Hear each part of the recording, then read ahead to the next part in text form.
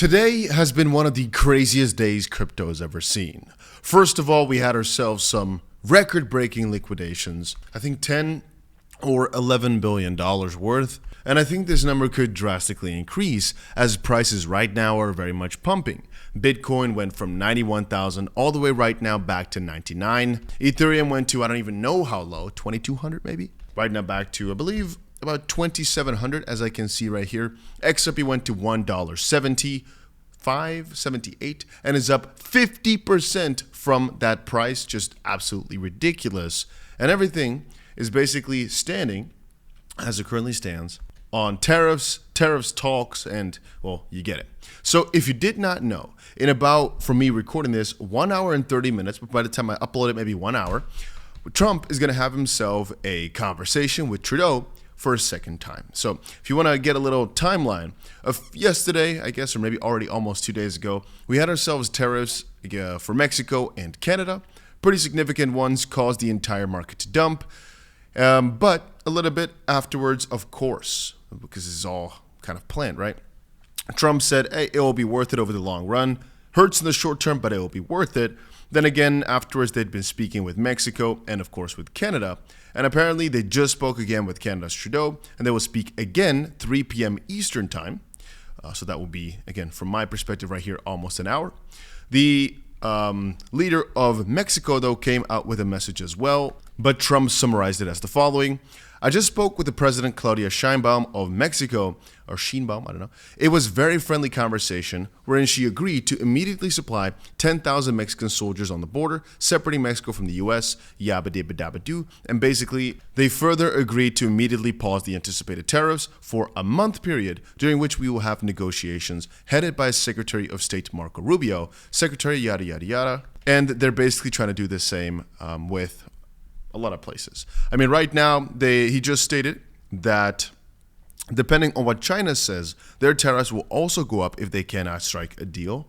And at the same time, gold just reached a new all-time high. And at the same time, again, I love saying that because it's just, everything is all happening at once now, it seems. It really seems that way. Donald Trump is considering hitting the EU with 10% tariffs on imported goods as well. And it's kind of funny because overarchingly, WealthFi, or what's it called, World Liberty Fi from Trump, is still doing pretty amazing. I mean, people are joking now that Trump is doing this to lower everything down. There's a quite important video with Jamie Dimon of JP Morgan. Just take a look at this. Trump talked about tariffs just yesterday. 𝗓𝗏𝗂𝗧, your colleague, was on stage talking about how your firm has created a quote-unquote war room that's looking at each of these executive orders as they come in, trying to assess what they mean for the bank and I imagine for your clients. Yeah, so we always, I mean, war room may be a bad word, but we always, this is a real-time, full thing, analyzing for clients, for communities, for a bank. And we get a million questions, stuff like that. And look, I look at tariffs, they are an economic tool. That's it.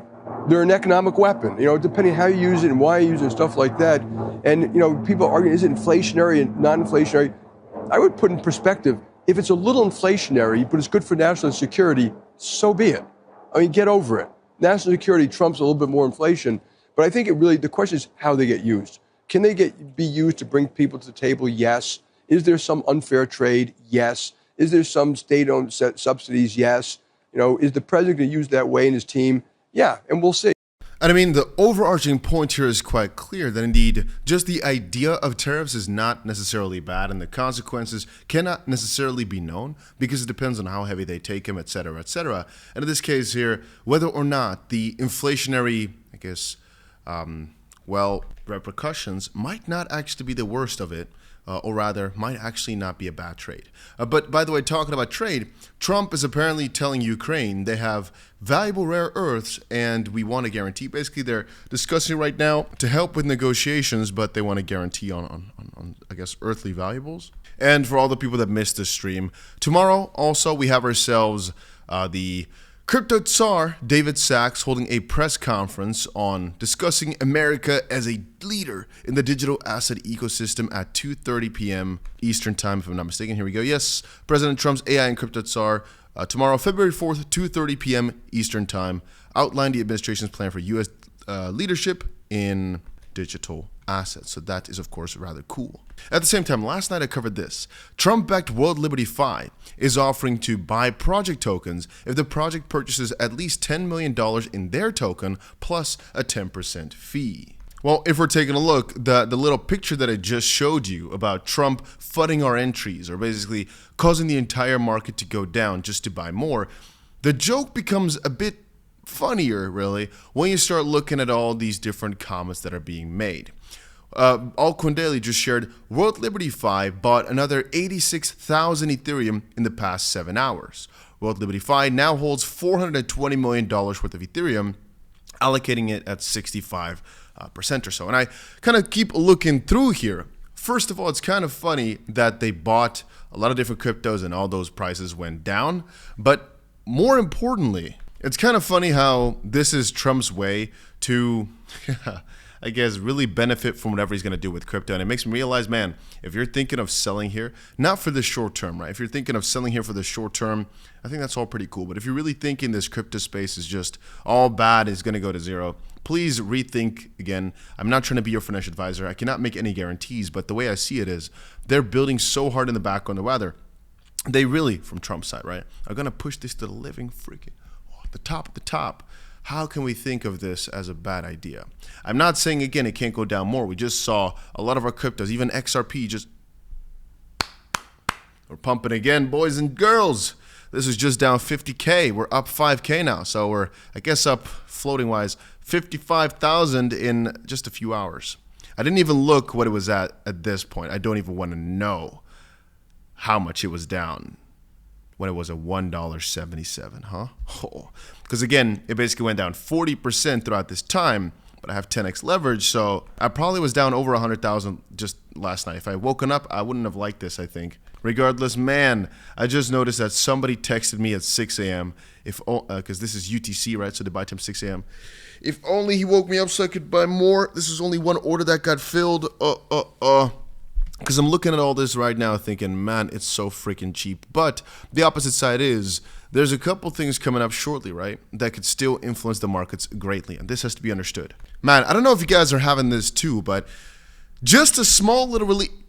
Okay, small relief rally. I mean, if we're being serious right here, the price is up 51% from the bottom. But I wanted to say a relief rally like this, it really makes you realize that buying the dip religiously and not being a little whiny ass almost always is worth it.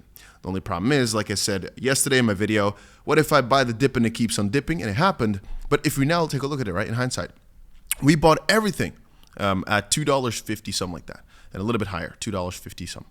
It went down to $1.70. Unfortunately, it was only one order that was still open. I think we might have only bought 10 or 20,000. I don't know. I don't know what order was open. Maybe it was only 5,000 even. I don't know. At these low prices, if I'd been awake, I would have bought more. And then again, you can see, I looked at the crypto market around this time when I woke up. And I think the first thing I did was just buy some more crypto.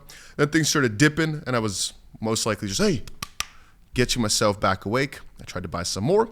But unfortunately, again, it did not crash as much as anticipated. So only, again, today was able to buy myself a juicy chunk, but nothing too fancy. But you'll see as the, I think over the last 2 nights, I bought maybe 160K or so on this trade at least. And again, the reason I'm being more careful, because I told you guys, I'll probably buy X amount or so if we go to $2.60, $2.70, and then go almost all in at $2. Again, I was not awake for that. That's first of all. Why does it always happen when I'm sleeping? That's another thing. And real talk, most of the time I would go a bit crazier than I'm doing right now. But because of the heavy macro pressure, it's not just the crypto market crashing. It's all these fears of a massive recession hitting because of tariffs.